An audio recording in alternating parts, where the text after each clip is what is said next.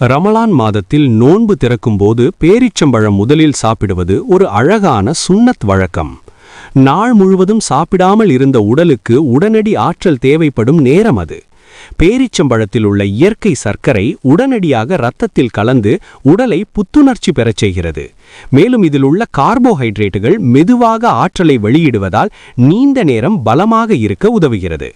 Vitamin B6, A, K, இரும்பு சத்து மற்றும் நார்ச்சத்து போன்ற பல ஊட்டச்சத்துகள் இதில் நிறைந்துள்ளன.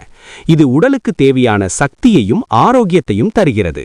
பேரிச்சம்பழத்தில் உள்ள பொட்டாசியம் உடலில் நீர்ச்சத்தை சமநிலைப்படுத்த உதவுகிறது.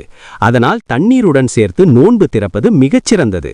மேலும் முதலில் பேரிச்சம்பழம் சாப்பிடுவதால் வயிறு மெதுவாக உணவை ஏற்றுக்கொண்டு அதிகமாக சாப்பிடும் பழக்கம் குறைகிறது.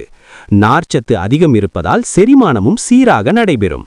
இதனால் மலச்சிக்கல், வயிறு உப்புசம் போன்ற பிரச்சனைகளும் குறைகின்றன. பேரிச்சம்பழம் பிடிக்காதவர்கள் பால், தயிர், பருப்பு சேர்த்து ஸ்மூதி செய்து குடிக்கலாம். மொத்தத்தில் பேரிச்சம்பழம் என்பது நோன்பு திறக்கும் நேரத்தில் உடலுக்கும் ஆரோக்கியத்திற்கும் ஆன்மீக வாழ்க்கைக்கும் சிறந்த உணவாகும்.